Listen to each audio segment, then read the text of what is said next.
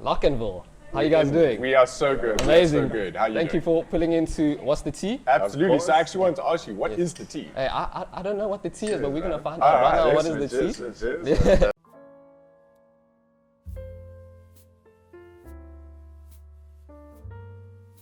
I do have to apologize. This is like the second time my twin couldn't be here, but he does have a message for you via voice note. Okay. If you guys just want to, I think my production has it here. Yeah, let's. Hey, what's up, Locnville? It's your boy Drizzy Drake. Sorry I couldn't be there with y'all. Oh, man. I'm so busy with the sun in my pocket and the moon in my hands. But y'all take care though. Jeez. Hey.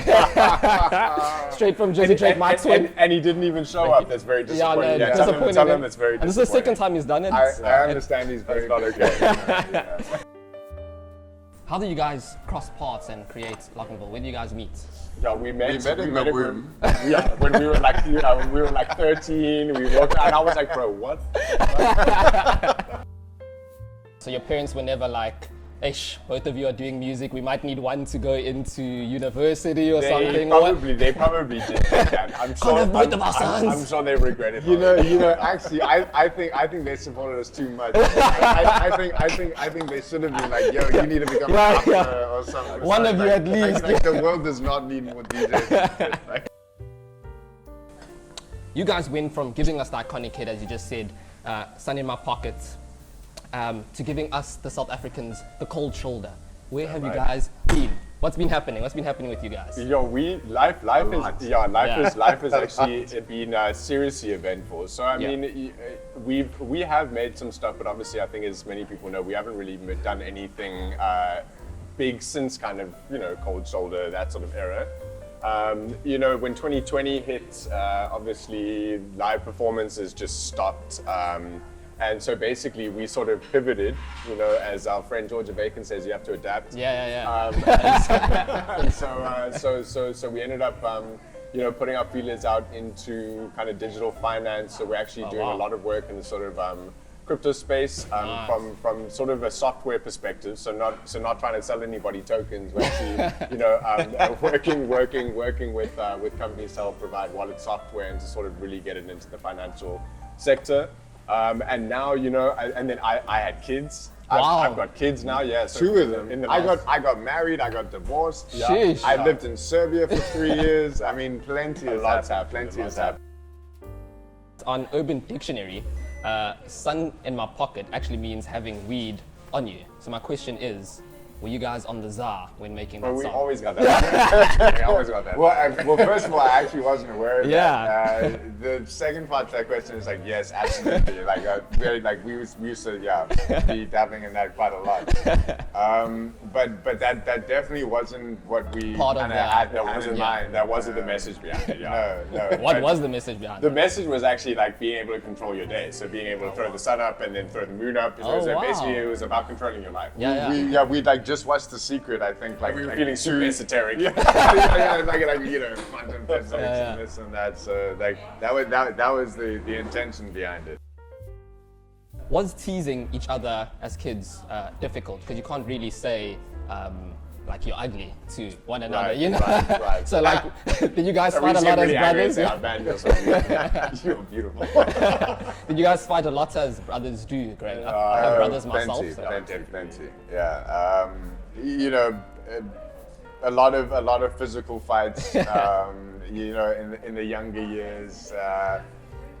As we got a little bit older as well, I mean, here's the reality is we spent a lot of time together. We grew up in the same room and then working together. Yeah, we lived in the same place for years, like in our early 20s and stuff, and especially like with everything that was going down and silly ladies getting involved and everything like that. It's like, yeah, Watch out. watch out. That's the main thing you need to watch out for coming up. It's without a doubt, yeah. I mean, things happen, but we got a super cool relationship now. That's I mean, amazing. to be honest, we really don't see each other that often these days. It's mainly FaceTime calls these days. FaceTime calls and getting stuff done, Yeah, checklists, you know, a lot of Slack conversations. And it's cool. You know, we both live our own lives now, doing our own things. But then we still have this common thing that ties us together. Of course.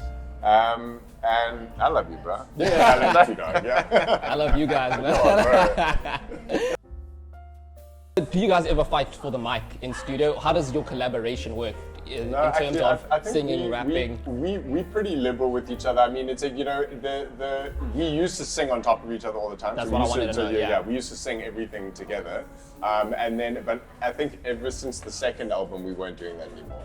I think it was just the first album that we did, and then every single album from that, we'd maybe sing together in the hooks, and then each have our own verse. Oh, that's sick. Who wins in a singing battle between you two? Oh, Brian, for sure. For real? Yeah, without a doubt. Points of eight. And a rap battle? Brian.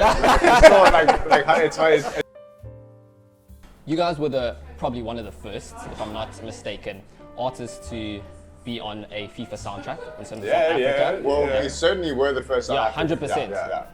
Yeah. Hands down. Yeah. And probably on the best soundtrack that FIFA has ever had. Let's Listen, keep it a buck I 50. don't want to toot any horns here, but yeah, we were on the best. Yeah. No, literally. I think that's one of the most iconic FIFAs ever. Yeah. But you have to be honest with me here. Do you guys ever just buy the game to experience your song like millions of people around the world experienced? We did when it came out. We bought it. We used to have FIFA tournaments. And I used to get so pissed because I used to lose all the time. What do you guys think is more? Hey, I know, bro. I was keeping my eye on it. You was watch out. getting attacked. You guys were pretty young when you won your first MTV Europe Music Award for Best African Act. Right. What do you guys think the effect of being young, wild, and free can do to you at such a young age? Makes you self-destruct a little bit. It can be dangerous, honestly. Yeah, we had a lot of freedom, and we had a lot of money for the first time in our lives. And we definitely did, for a little period, push it a little bit too far. Luckily we were able to kind of pull it back together. But I think it can be overwhelming if you don't have people that are there for your best interest, because when that whole thing's happening, it's very easy, and it's not even in a malicious way. It's just And that no one really wants to tell you no. People want to get involved. No one wants to tell you no, and people just want to kind of keep that ball rolling. And I get it, but I would say, yeah, if you're young and starting out, you just make sure you've got people who've got their heads screwed on to keep you on the right and people track. that, exactly like he's saying, that actually have your best interest in heart, that aren't necessarily like, making money of what you're doing, like someone that actually has your back. What's better, winning the MTV award or winning a R1 flight from FlySat Air from Joburg to Cape Town? One rand. What are we talking about? Go to Joburg, Sanson, let's go. If Locnville never existed, which song is yours would you still like to exist, even if you guys didn't make it? Taste the Weekend. So For me. Yeah, okay. Yeah, Taste the Weekend.